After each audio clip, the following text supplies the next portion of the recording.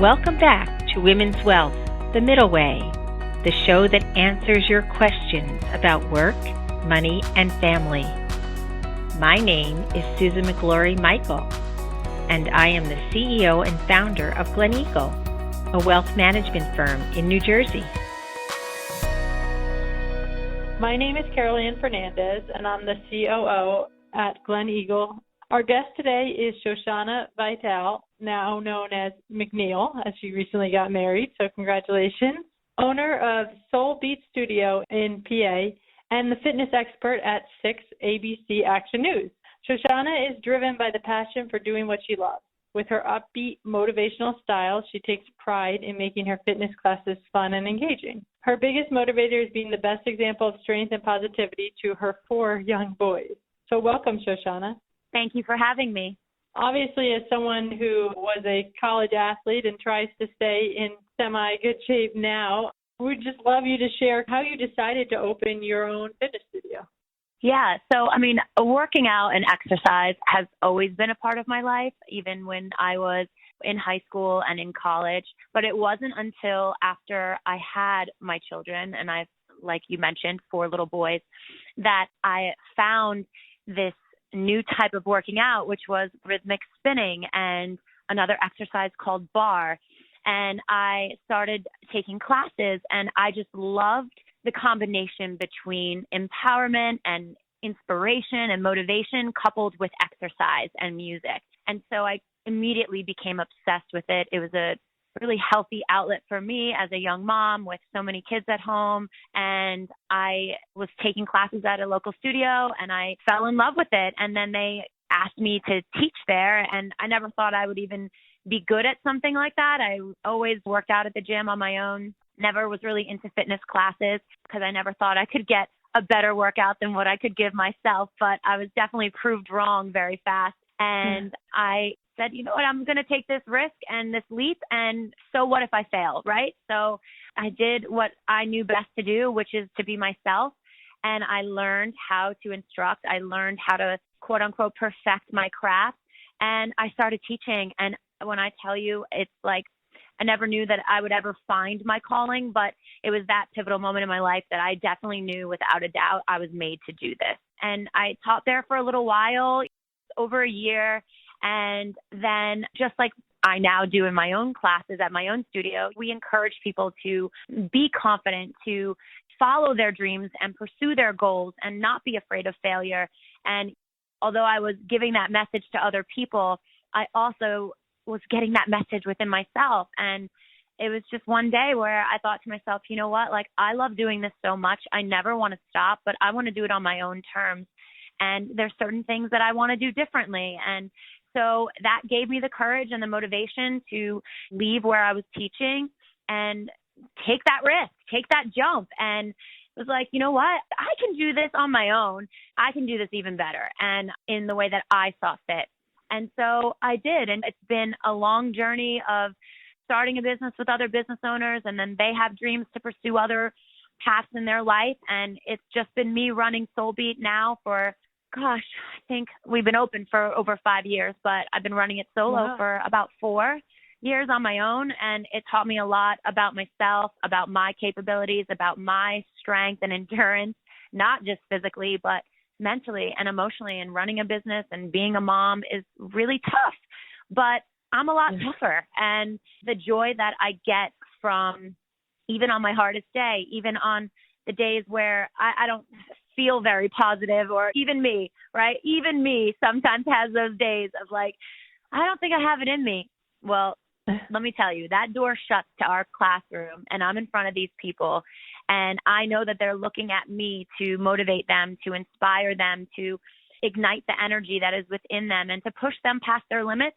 And I forget about everything else and it becomes all about them and no longer about me. And there's something very therapeutic and very rewarding about that. And that's why I do what I do. There's no amount of money that could ever be given to me that would ever compare to the satisfaction I get knowing that my clients and the people even that watch me on 6ABC just feel better because of something I've said, or maybe I motivated them to push their body a little further than they didn't think that they could. And it's just the most rewarding thing I've ever done. Wow, yeah. And a lot of us, even just having young kids and trying to work a job, let alone run a business, how do you go about trying to balance running your own studio and being on 6 ABC and also having, young boys? Yeah. So they say balance is everything, and it really, really is. I think you can't possibly be great 100% at every single little thing that you do. And I think that's first and foremost what you have to accept. Like, you have to do your best every single day and not beat yourself up if you fall short. And so, like, learning that specifically for me of, you know what, you're not perfect, and you're not going to be the perfect mom. You're not going to be the perfect boss. You're not going to be the perfect instructor, or perfection doesn't exist, right? So I try to be a little bit kinder to myself. And there's times when I have to say, I can't do that because my kids need me, or I can't do that because I have to work. You have to learn how to prioritize your life. And you know what? You can do anything you put your mind to, but you cannot do everything. And I say this over and over again because so many of us, especially as women, we think that we have to do everything and our hands are in every single different aspect of our lives and we try to control everything. We put a lot of pressure on ourselves. And I think when you finally just accept that, you know what, I'm doing a really good job doing what I'm doing and I can always be better, but I need to be easy on myself. And like with my own children, they're 4 boys, and sometimes it feels like I have 8 boys because boys are full of energy, but I make time for them. And they, yes, listen, when I'm at home, sometimes I have to answer emails. Sometimes I have to take a phone call.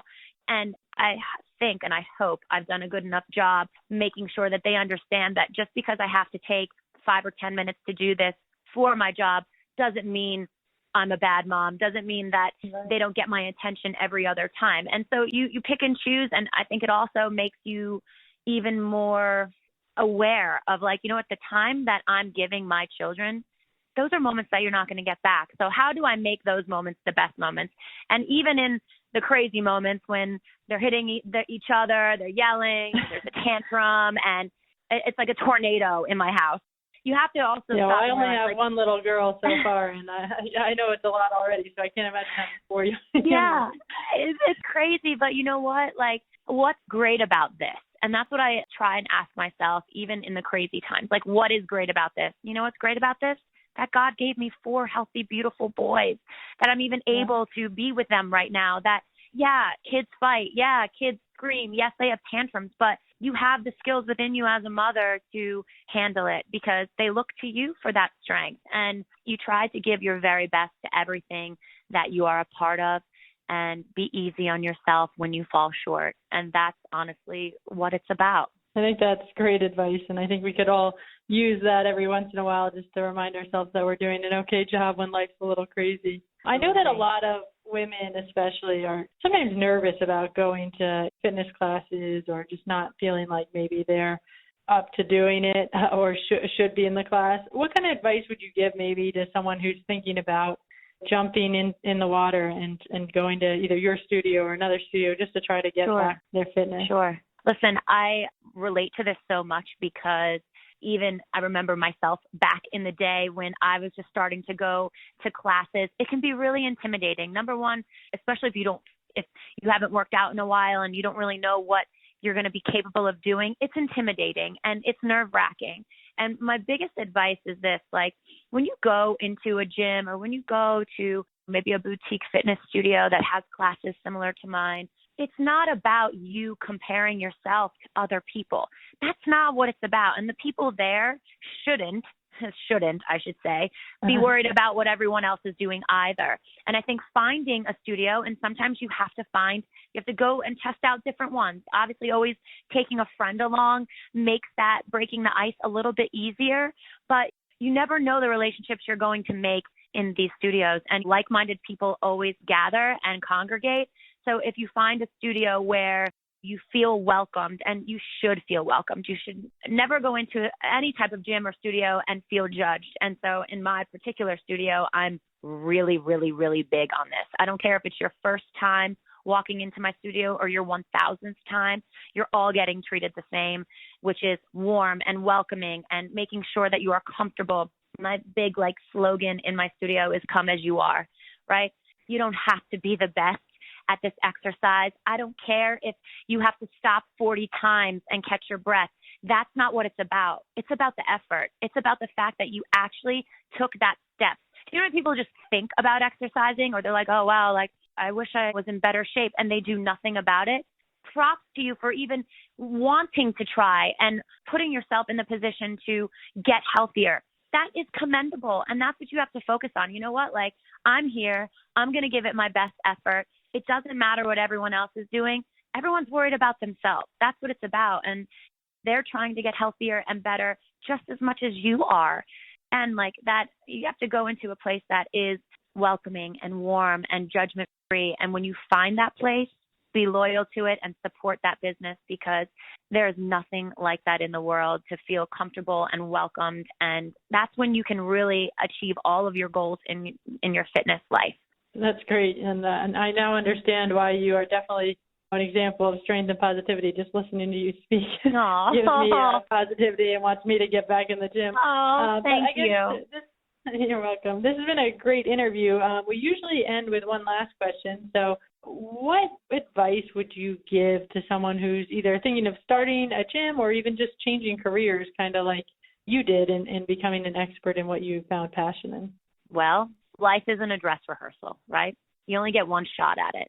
So you can sit around and say, coulda, woulda, shoulda, and that's all it's going to be. You know, there's a song that we play a lot with a line that says, if your dreams don't scare you, they're not big enough. And I have that quote on one of our walls in the studio, and I firmly believe that. It's about letting that fear, right? There's always fear. When you're about to start something new, when you're thinking about taking a leap or taking a risk, there's fear. You can either let that fear set you back and hold you back, or you can let that fear propel you forward and be that fuel and ammunition you need to tackle any goal, any dream that you have. But guess who's in the driver's seat of that? You are. You are in the driver's seat. So you got to let that fear fuel you, and you stop at nothing. It's not going to be easy. There's going to be challenges. There's going to be times when you're going to be like, what am I getting myself into? But let me tell you, if your heart is in it, if this is what you really want, you will stop at nothing. And when you actually achieve what you set out to do, no one can take that from you. Nobody. Wow. Thank you so much for joining us today. I know I definitely feel welcome. inspired, and I'm sure our listeners do as well. Oh, I hope so. That's why I do what I do, and I believe what I say, and I hope that you could feel that coming through this podcast too. Thanks for tuning into today's episode of Women's Wealth, The Middle Way. Make sure to subscribe to us and leave a review on iTunes, Spotify, SoundCloud, or your favorite podcast app. Join us for new episodes every other Wednesday. See you in 2 weeks.